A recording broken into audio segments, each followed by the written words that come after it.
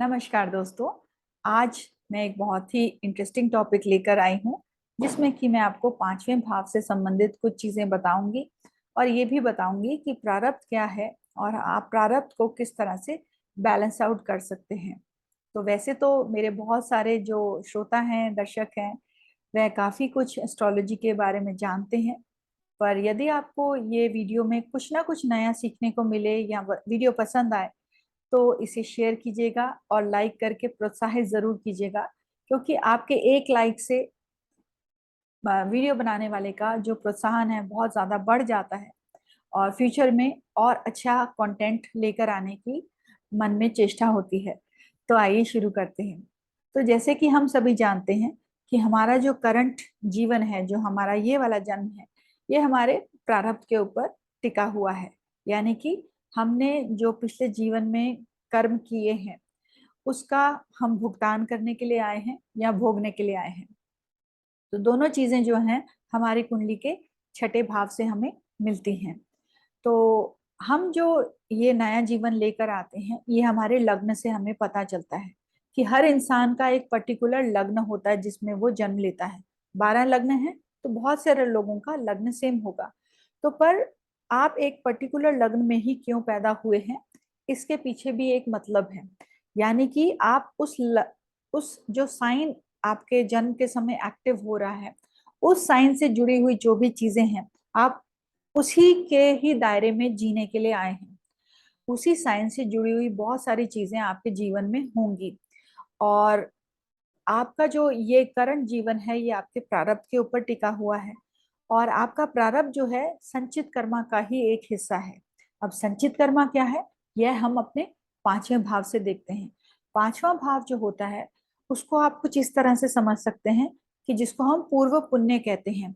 यानी कि पिछले जितने भी हमारे जन्म हैं उनका पूरा जो हिसाब किताब है वह पांचवें घर में स्टोर्ड है। तो हमारा जो पिछला जन्म होता है वह हम नवें भाव से देखेंगे। जो हमने लास्ट इस जीवन से पिछला वाला जिया है वह हम नाइन्थ हाउस से देखेंगे। और नाइन्थ हाउस के जो कर्मास हैं, जो आपने नाइन्थ हाउस में काम किया था, उसका 10th हाउस आपका छठा घर हो गया। तो छठा घर जो है वो हम प्रारब्ध के लिए देखते हैं। अब इसको आइए समझते हैं। आप जीवन में जो भी काम करते हैं, किसी को खुशी देते हैं या किसी को आपकी वजह से दुख होता है, तो वो हम छठे भाव से देखेंगे। क्योंकि नवा भाव आपका पिछला जन्म है, तो उसके किए हुए कर्म 10वें घर छठे घर से हम देखेंगे। तो छठा घर क्या है, रोग ऋण रिपु।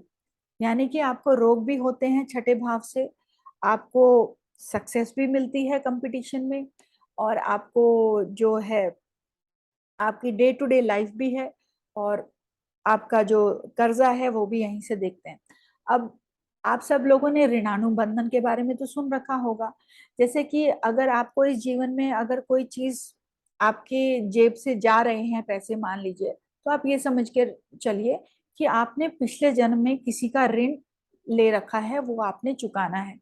तो ये सारी चीजें हम छठे भाव से देखेंगे कि हम किस चीज के कर्जदार हैं, हम इस जीवन में किन लोगों के कर्जदार हैं, और हमें इस जीवन में किन लोगों से कष्ट मिलता है, वह हम छठे भाव से देखेंगे।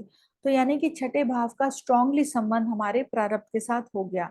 तो कुंडली में छठे भाव का स्वामी जहां पर भी जाएगा, तो आप समझ लीजिए कि आपको उस भाव में पीड़ा तो होगी ही, क्योंकि छठा भाव आपके प्रारब्ध का है। यानी कि पिछले जन्म के किए हुए जो कर्म है उनका है। तो उन कर्मों को आपको किस हाउस में बैलेंस करना है, वो हमारा 6th हाउस का लॉर्ड बताएगा कि वो किस भाव में जा रहा है और किस राशि में जा रहा है। तो वो और आपको डिटेल में पता चलेगा। अब छठे भाव में यदि कोई ग्रह बैठा है, तो इसका मतलब ये हुआ कि उस ग्रह संबंधित भी आपको कष्ट आएगा या रोग आएगा या ऋण देना पड़ेगा। तो ऋण देना पड़ेगा यानी कि यदि मान लीजिए आपके छठे भाव में शनि बैठा है, तो इसका मतलब आपने पिछले जन्म में किसी के कुछ काम नहीं ठीक से किए, वो आपको पूरे करने हैं। जैसे कि शनि जो है कार्य का, जो है वर्क का एक सिग्निफिकेटर है। तो आपके कुछ काम अभी अधूरे हैं। और शनि यानी कि कोई बुजुर्ग इंसान या कोई नौकर, तो आप देखेंगे कि आपको यदि शनि छठे घर में है तो आपको नौकरों के प्रति अक्सर कुछ ना कुछ बाधाएं आएंगी या कुछ ना कुछ कष्ट आएंगे। या आप देखेंगे कि जो बहुत ज्यादा लोग जो गरीब हैं उनके प्रति आपके मन में हमेशा स्नेह उभरेगा, या आपको उनके थ्रू कष्ट भी हो सकता है। तो यदि ऐसा कुछ हो रहा है कि एक पर्टिकुलर कारक से संबंधित आपको कष्ट आ रहा है या आपके दिल में स्नेह उठता है, तो इसका मतलब आप समझ लीजिए कि आपका प्रारब्ध वहीं पर ही टिका हुआ है, कि आपको उसी क्षेत्र में काम करना है। और छठा घर जो होता है वह सोशल सर्विस के लिए भी हम लेते हैं। तो इसको हम कुछ इस तरह से समझ सकते हैं कि छठे घर में आपका प्रारब्ध है और छठे घर में ही सोशल सर्विस है। तो यानी कि आप यदि इन कारक संबंधित कुछ सोशल वर्क करेंगे, उन कारक संबंधित आप कुछ ना कुछ दान पुण्य करेंगे, डोनेट करेंगे, ऋण चुकाएंगे या उनके लिए कुछ काम करेंगे, उनकी मदद करेंगे, तो अपने आप ही आपका प्रारब्ध जो है वह कटता जाएगा और आपका जो आगामी जीवन है वह सुधरता जाएगा। तो ये तो हमने प्रारब्ध के बारे में समझा कि हम अगर हमारे जीवन में कोई कोई कारक ऐसा बैठा है छठे भाव में, जैसे मंगल बैठा है, तो आपको भाई बहनों से कष्ट होगा या भूमि के संबंध में आपको कष्ट होगा। तो आप इसको ये समझ सकते हैं कि पिछले किसी जन्म में आपने भूमि संबंधित कोई ऋण ले रखा है, वह आपने नहीं चुकाया, या आपने कुछ ना कुछ ऐसा किया है जिसकी वजह से इस जन्म में आपका मंगल छठे भाव में है और आपको कहीं ना कहीं भाइयों से संबंधित कष्ट हो सकता है या भूमि संबंधित कष्ट हो सकता है।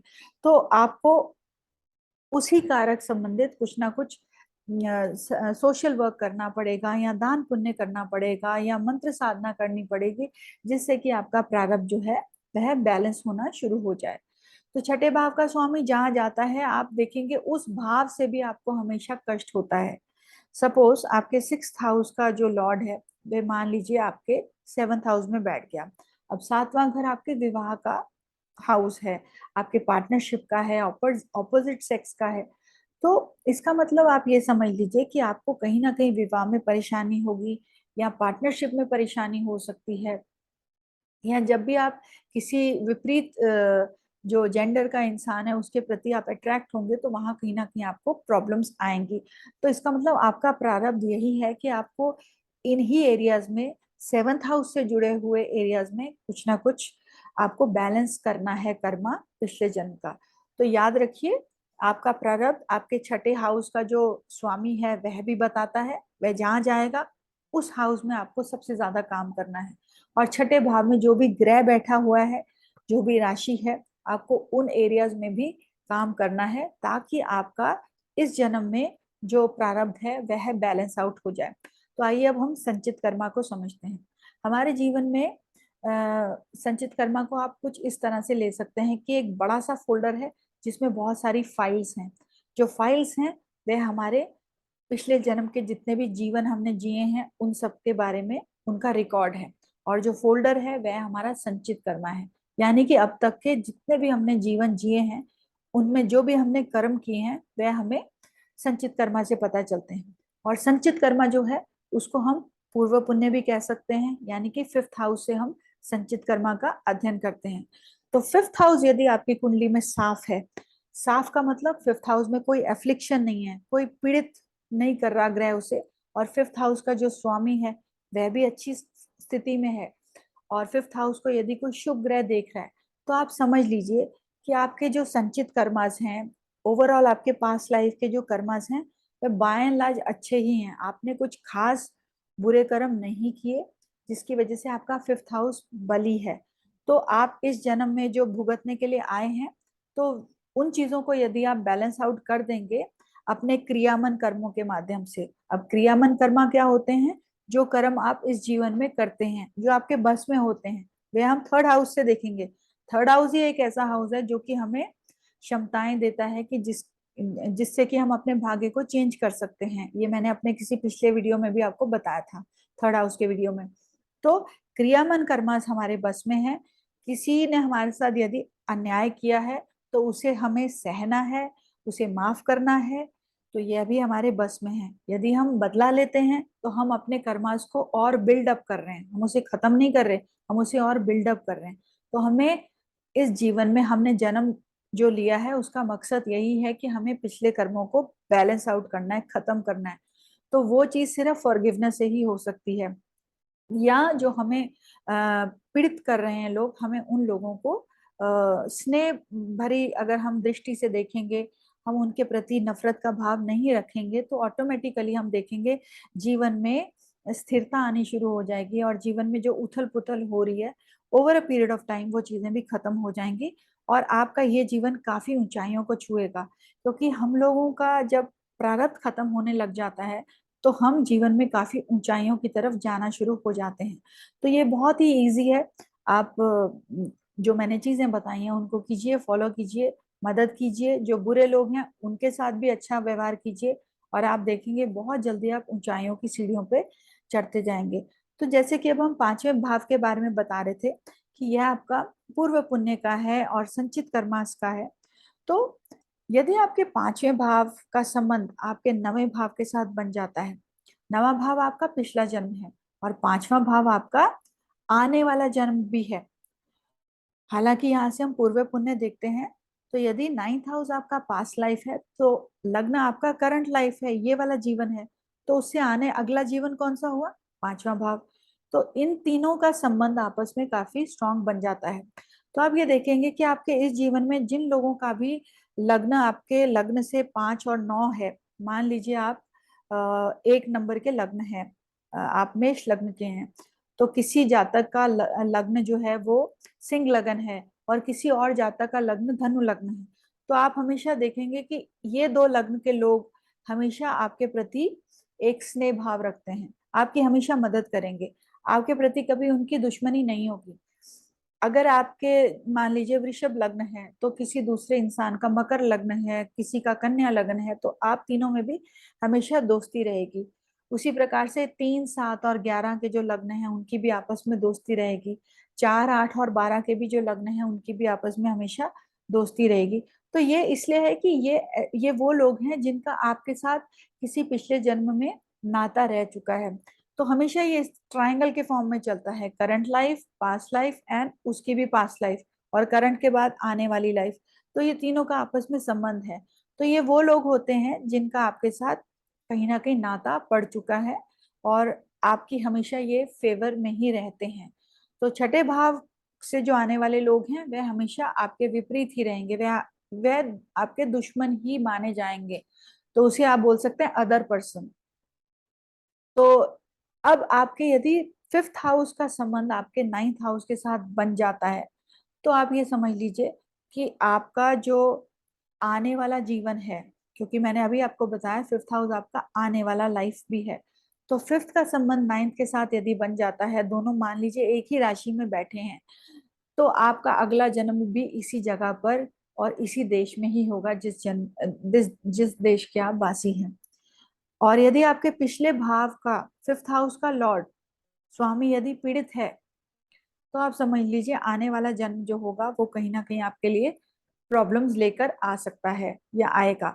तो अगर आपका नाइन्थ हाउस का लॉर्ड जो है वह ज्यादा बली है, तो आप ये समझ लीजिए कि आपका करंट लाइफ जो है आने वाली लाइफ से ज्यादा बेटर है।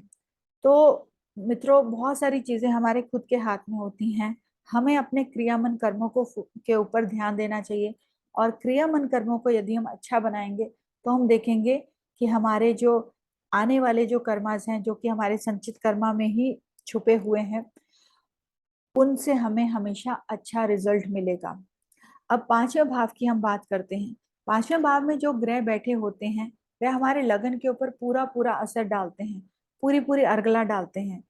पांचवें भाव के स्वामी यदि शुभ ग्रह होंगे, तो आप देखेंगे कि आपकी जीवन लग्न आपका जीवन है और आपका स्वभाव भी है, तो आपके जीवन में हमेशा कुछ ना कुछ अच्छा ही होगा, क्योंकि ये अर्गला डाल रहे हैं आपके फर्स्ट फर्स्ट हाउस के ऊपर। तो आपका जीवन सुधरा हुआ रहेगा, आपका व्यवहार भी बहुत अच्छा रहेगा, और ये भी दर्शाते हैं कि आपने पिछले जितने भी आपके जन्म हैं उनमें अच्छे ही कर्म किए हैं, कुछ ना कुछ नेक जरूर किया है।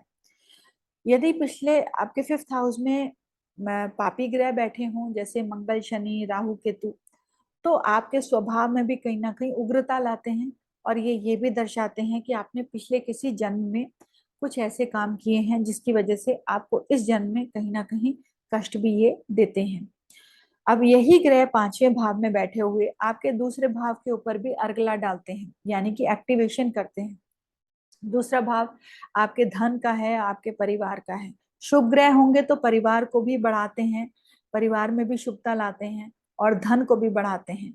यदि पापी ग्रह हैं तो आप समझ लीजिए कुछ ना कुछ आपके संचित कर्मा में ऐसे चीजें अभी हुई हैं आपसे, कुछ ऊंच नीच हुआ है जिसकी वजह से आपके धन संचय में भी आपको दिक्कत आती है। उसी प्रकार से आपके फिफ्थ हाउस में बैठे हुए जो ग्रह होते हैं आपके फोर्थ हाउस को भी अर्गला देते हैं। अब फोर्थ का ये सेकंड हाउस है, तो फोर्थ की जितनी भी वेल्थ है, जो आपका धन है, वो पांचवें घर से देखा जाता है। तो पांचवें घर में यदि आपके पास शुभ ग्रह हैं तो आप देखेंगे कि आपका धन भी बढ़ेगा। आपको जितनी भी सुख सुविधा की चीजें हैं वह आसानी से मिल जाएंगी, क्योंकि चौथा घर क्या है, आपके प्रॉपर्टी है, आपका घर गृहस्थी है, आपका सुख है। तो मानसिक शांति भी रहती है और सुख भी रहता है। वहीं यदि पापी ग्रह बैठे हैं तो चौथे घर को भी खराब करते हैं, आपकी लर्निंग में, स्कूलिंग में, आपके जीवन के सुखों में कमी कर देते हैं। चौथे फिफ्थ हाउस में बैठे हुए जो ग्रह होते हैं आपके सेवंथ हाउस को भी अर्गला देते हैं। सातवें घर से 11वां घर माना जाता है। तो सातवां घर आपके विवाह का भी स्थान है, आपके बिजनेस का भी स्थान है। तो यदि पापी ग्रह बैठे होंगे तो विवाह को भी कहीं ना कहीं पीड़ा देते हैं, विवाह में भी हस्बैंड वाइफ के बीच में अनबन बनी रहती है। और बिजनेस में भी आप देखते हैं कहीं ना कहीं उथल पुथल मची रहती है। और ये बिजनेस का लाभ भी दिखाता है पांचवा भाव, क्योंकि बिजनेस के हाउस से, सेवंथ हाउस से ये 11वां है। तो आप देखेंगे कि लाभ में भी कहीं ना कहीं आपको अस्थिरता सी नजर आती है। तो ये तो हमने की अर्गला की बात। अब पांचवें भाव में पापी ग्रह आपको खाली इन्हीं भावों को नहीं खराब करते, बल्कि यहाँ पर बैठे पापी ग्रह आपको संतान से भी जुड़ी हुई कुछ ना कुछ कष्ट देते हैं। अब एक और चीज है, क्योंकि ये लक्ष्मी स्थान है, जितने भी शुभ ग्रह कुंडली के हैं वह पांचवें भाव में तो बहुत अच्छा फल देंगे। पर जो अशुभ ग्रह भी हैं, जैसे कि फंक्शनली मेलेफिक ग्रह जिनको अकारक बोल सकते हैं, या त्रिशदाय 3 6 11 के स्वामी, या 6 8 12 के स्वामी, वो भी यदि पांचवें भाव में बैठेंगे तो अपने भावों का भला करेंगे। यानी कि 6 8 12 को बढ़ा देंगे, 3 6 11 को बढ़ा देंगे, तो इन भावों का तो अच्छा करेंगे। साथ में जो ग्रह यहाँ बैठा है पांचवें भाव में, वो जिस चीज का कारक है उस चीज को भी बढ़ा देता है। तो मान लीजिए यदि यहाँ शुक्र बैठा है तो आपके अंदर कला से जुड़ी बहुत सारी चीजें होंगी, आप एक बहुत अच्छे पेंटर हो सकते हैं, आर्टिस्ट हो सकते हैं। यदि चंद्रमा बैठ गया आपके पांचवें भाव में तो आप एक बहुत अच्छे सिंगर हो सकते हैं, बहुत अच्छे काउंसिलर हो सकते हैं, और काफी मदरली स्वभाव हो सकता है। तो चंद्रमा इंट्यूटिव हो सकते हैं, आपकी माता आपके प्रति काफी स्नेह दिखा सकती हैं। तो मतलब जो भी ग्रह बैठा है पांचवें भाव में उसके कारक संबंधित आपको हमेशा ही अच्छे रिजल्ट्स ही मिलेंगे। और जो भी ग्रह बैठा है वह जिन भावों को कंट्रोल करता है उन भावों को भी यह ग्रह पांचवें भाव में बैठ के बढ़ा देते हैं। बट एक चीज है, जैसे कि मैंने बताया सभी ग्रह यहाँ अच्छा करते हैं, पर यदि पापी ग्रह यहाँ पर पांचवें भाव में बैठेंगे तो आपके पांचवें भाव को वो दबा देते हैं, पांचवा भाव उधर नीचे चला जाता है। और पापी ग्रह तो अपने से जुड़ी हुई चीजों को तो अच्छा कर देंगे। मान लीजिए मंगल बैठा है, तो मंगल तो आपको प्रॉपर्टी दे देगा, भाई बहन अच्छे दे देगा।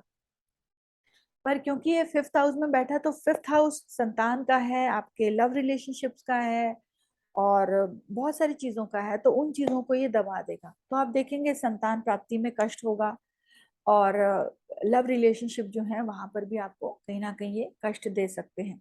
तो इस तरह से पांचवा घर काफी एक शुभ स्थान माना गया है। और किसी भी इंसान का पांचवा जो घर होता है यदि वह शुभ है तो आप ये समझ लीजिए कि आपका जो संचित कर्मा है कहीं ना कहीं दिखा रहा है कि आप पिछले जन्म में कुछ शुभ कर्म करके आए हैं। और यदि यहाँ पर पीड़ा है तो समझ लीजिए कि आपका ओवरऑल जो रिकॉर्ड है उसमें काफी चीजें गड़बड़ हैं।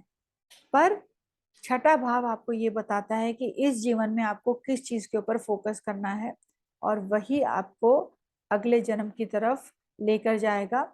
और अगले जन्म में आपकी जो चीजें हैं आप उनको नेक्स्ट फोल्डर नेक्स्ट फाइल को आप खोल के उसमें से बहुत सारे जो कर्मास हैं उनको आप बैलेंस कर सकते हैं। तो हर हमारा जो जीवन है हमारे प्रारब्ध को बैलेंस करने के लिए ही होता है। हम यदि ऐसा सोचते हैं कि हमें जीवन में सब कुछ मिल जाए, हमें ये मिल जाए वो मिल जाए, तो ये हमारी गलत सोच है। हम इस जीवन में अपने प्रारब्ध को बैलेंस करने के लिए आते हैं, और जैसे जैसे हमारा प्रारब्ध खत्म होता जाता है वैसे वैसे हम भगवान के करीब आते जाते हैं और मोक्ष के करीब जाते जाते हैं। तो फ्रेंड्स, इसी के साथ मैं आपसे विदा लेती हूँ और आशा करती हूँ कि आप आगे भी मुझसे जुड़े रहेंगे और इस वीडियो को लाइक करके ज़रूर प्रोत्साहित करेंगे, और please do share it. And बहुत जल्दी आपको एक नेक्स्ट वीडियो के साथ मिलती हूँ जिसमें कि मैं आपको fifth house Lord in all the 12 houses उसके बारे में कुछ बातें बताऊंगी। धन्यवाद।